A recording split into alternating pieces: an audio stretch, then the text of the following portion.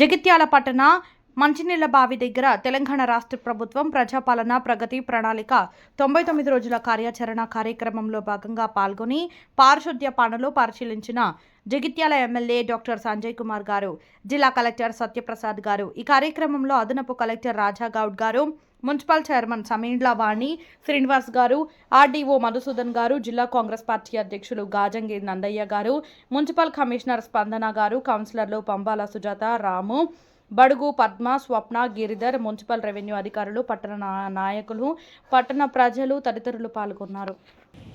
వివిధ మండల కార్యాలయాల్లో నూతనంగా ఎన్నుకోబడ్డ సర్పంచ్లను పిలుచుకొని మండలాధికారులు ఏర్పాటు చేసిన కార్యక్రమంలో భాగంగా నిన్న ఒక మండలంలో కూడా నేను అటెండ్ చేసిన. చాలా వరకు కూడా ప్రభుత్వం ఇచ్చిన ఏవైతే గైడ్ లైన్స్ ఉన్నాయో అవన్నీ కూడా చూడడం జరిగింది. మరి అవే కొంత అటుగా ఇటుగా మన మున్సిపాలిటీ కూడా ఉంటాయి. గౌరవ కలెక్టర్ గారు జగిత్యాల జిల్లా కేంద్రం కాబట్టి మన మంత్రి గారు లక్ష్మణ్ కుమార్ గారి సూచన మేరకు ఈరోజు ఇక్కడ మనం ప్రారంభింపజేసుకున్నాం. ఇది ఓన్లీ ప్రారంభం మాత్రమే, 99 రోజులు ఉంటుంది. మరి నిన్న రాత్రే ఆదేశాలు వచ్చినాయి కాబట్టి కొంత తొందరలో అధికారులు చేసి ఎవరికి ఇన్కన్వీనియన్స్ అయినా అన్యదా భావించదో మా కమిషనర్ గారే లేచిన పడ్డారు. అందుకోసం అర్థం చేసుకోవాలని చెప్పి కూడా అందరినీ సందర్భంగా కోరుతూ, మరి జగిత్యాల పట్టణం ప్రణాళికాబద్ధంగా చేసుకోవాలంటే మనం మాట్లాడాలంటే కొన్ని గంటలు రివ్యూ చేసుకోవాల్సి ఉంటుంది. మాస్టర్ ప్లాన్ 2009లోనే మనకు దాని పీరియడ్ అయిపోయింది. దేశవ్యాప్తంగా కూడా యుఆర్డిపిఎఫ్ఐ గైడ్ లైన్స్ ప్రకారం చేయాలని చెప్పి ఆదేశాలు వచ్చినాయి. దాంట్లో ఒక పద్ధతిగా మనం ముందుకెళ్ళాలి. జగిత్యాల పట్టణంలో చాలా ప్రాంతాలు సరిగ్గా పర్మిషన్లు రాకుండా జోనల్ రెగ్యులేషన్ లేకుండా ఉండింది. దాదాపు 14 జోన్లు 126 సర్వే నెంబర్లు రెగ్యులైజ్ చేసుకున్నాం. మరి దాంతో పాటుగా ప్రభుత్వంతో వచ్చిన నిధులతో ఇటు చెరువులు, గుంటలు, రోడ్లు, డివైడర్లు, వీధి దీపాలు చేసుకున్నాం. పేదవాళ్లకు రాష్ట్రంలో ఎక్కడ లేని ఇల్లు మీ అందరి సహకారంతో, ప్రభుత్వ సహకారంతో మనం జగిత్యాలని కట్టుకున్నాం. రాష్ట్రంలో ఎక్కడ లేనండి. మరి అదంతా మీ సహకారం, అధికారుల సహకారం, నాయకులు అందరం కలిసి చేసుకున్నాం. మరి అటువంటి సందర్భంలో దాదాపు కరోనా కంటే ముందు, కరోనా తర్వాత ప్రతి అభివృద్ధి కార్యక్రమంలో ఒకటే ఒక మాట చెప్తుంటే చెప్పకుండా నేను వదిలే.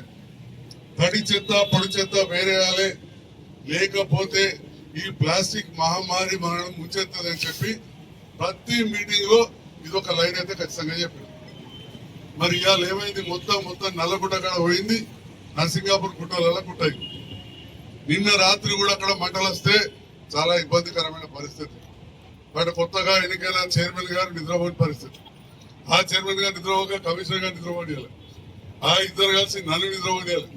ఎందుకు అంటే మరి అక్కడ వాసన, దుర్గంధం, పొగ.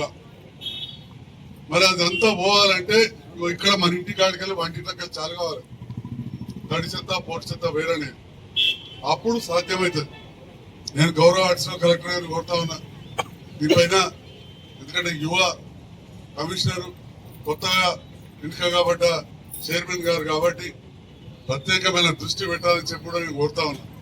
ఇక మీ అందరి సీఎం గారి ఆదేశానుసారం మున్సిపాలిటీలో మనం చేసుకోబోయేది మొట్టమొదటిగా మనము కాన్సన్ట్రేట్ చేయేది కూడా అంతా శానిటేషన్ మీదే. ఈ శానిటేషన్ పరంగా కూడా 99 రోజుల పాటు మనం ఫ్లాగ్షిప్ ప్రోగ్రామ్ గా తీసుకొని మొత్తం ఇంటెన్స్ గా శానిటేషన్ పెట్టుకొని కొన్ని ఏరియాల్లో మనకి కంప్లైంట్స్ వస్తూ ఉన్నాయి. అక్కడ వాటర్లో సరిగ్గా అవ్వట్లేదనో, లేకపోతే డైలీ చెత్త ఆటోలు రావట్లేదనో, లేకపోతే సరిగ్గా తడి చెత్త పొడి చెత్త డిస్ట్రిబ్యూషన్ సరిగ్గా చెక్ చేయట్లేదనే కంప్లైంట్స్ వస్తూ ఉన్నాయి. సో మనకి సీఎం గారి ఆదేశానుసారం మున్సిపల్ కమిషనర్ కి, మున్సిపల్ కౌన్సిల్ కూడా నేను కోరేది ఏంటంటే, ఒకటి మొత్తం చెత్త ఆటోలన్నీ కూడా 100% తిరిగేటట్టుగా చూసుకోవడం, అవన్నీ కూడా అన్ని వార్డులకి వెళ్తున్నాయా లేదా అని ట్రాక్ చేసుకోవడం, తర్వాత ఇంటింటికి కూడా తడి చెత్త పొడి చెత్త డివైడ్ చేసి తీసుకునే దాంట్లో కూడా అవేర్నెస్ క్రియేట్ చేయడం. ఇవన్నీ కూడా మనం చేస్తేనే అవుతుంది. లేకపోతే మనము మన దగ్గర ఉన్న 250-300 శానిటేషన్ స్టాఫ్ తో మనం క్లీన్ చేస్తూ ఉంటే సంవత్సరాలు అయినప్పుడు క్లీన్ అయితేనే ఉంటాయి. మనం పట్టణాలు క్లీన్ గా ఉంచుకోవాలంటే ఫస్ట్ మనం చేయాల్సింది ఏంటంటే మనము చెత్త అనేది రోడ్డు మీద కానీ బయట కానీ వేయకుండా ఉంటే 90% ఆఫ్ ద ప్రాబ్లమ్ సాల్వ్ అయిపోతుంది.